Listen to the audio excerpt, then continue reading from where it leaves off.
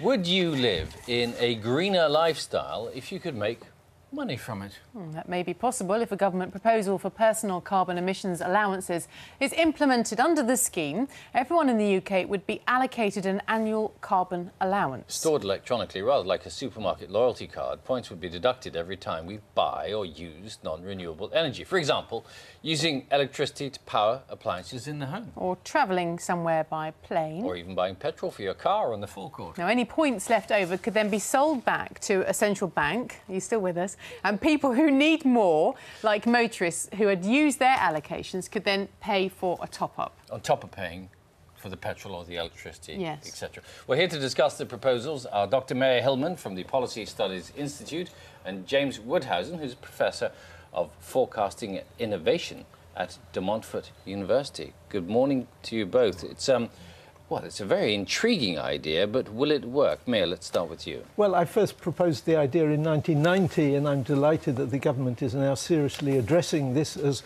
an option. I believe it to be the only option for the future of mankind. The planet, as you know, is deteriorating in terms of its condition, and the only way in which it can be addressed is not through the medium of wishful thinking that technology can ride to the rescue, or that somehow or other we can exhort or persuade people to modify their lifestyles to the extent required.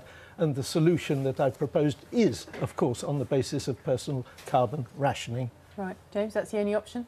No, I don't believe so. I think the whole attempt to make us feel guilty about what we're doing is very misguided, and really we ought to be focusing on supply-side innovations rather than finger-wagging every time you boil a cup of tea. Supply-side innovations? Well, we need better power stations, we need tidal power, we need nuclear power, we need every kind of thing that makes a difference so that we can be more thoughtless about energy use and more thoughtful about the planning of future energy supply. See, in some senses, some people would say it's a nice idea, maybe it's completely impracticable. For instance, why would people who live in the country who have to drive 10 miles to get to their shops would be penalised for that? People who have to travel abroad on business, go across the Atlantic, would presumably be penalised for that as well. So how would you ever get it to work?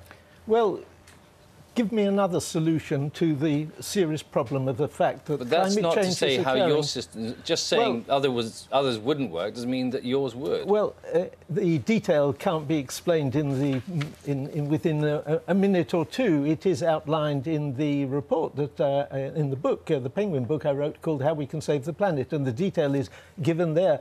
The propositions that James has put forward, of course, are in no way invalidated by the concept of personal carbon rationing. In fact, it would drive the solutions that he is putting forward as people learn to live within the ration. But I'm really surprised that a man so intelligent as David Miliband could come up with a proposal that's very similar to Margaret Thatcher's doctrine that we all take in each other's washing, that we can all make money at home, we just exchange But don't we things. each have a personal responsibility? No, I don't think we do. The responsibility of society is to build better power plants. That's where the carbon emissions take place. And it's all very well to sort of feel good and holy when you haven't spent a lot of carbon, but it's finger-wagging and moralising about everyday behaviour. This is Michael Sherratt's point from Worcester. May I put this to you? He says, the idea of having the card is ridiculous. Once again, it's a case of the Labour government abrogating its responsibilities to the country. Lead by example. Well, let me draw an analogy here with 1939, when, with the prospect of war with Nazi Germany, food rationing was introduced here by a Conservative government with all-party support, because it was recognised that we can't go it alone, so to speak, in terms of encouraging people perhaps to eat less or to grow their own vegetables or to vary their diet so that we're not so dependent upon imported food. It was recognised that the only fair way of dealing with a commodity, a basic commodity in short supply, was on the basis of equal shares. So we all had, as I recall from my childhood, we each had equal ration books. Right, Jim, very, very briefly, because we're out of time. Well, you can't compare what's coming with carbon change with the Second World War. And if we do look at the Second World War... It might be more serious than that. No, I don't think so. It's not at that level of danger. And if you look at the Second World War, it wasn't just a question of rationing, as Labour would have us believe. We built Spitfires 24 hours a day for 6 years, where they went through 17 different versions. Where are the supply-side innovations like that nowadays?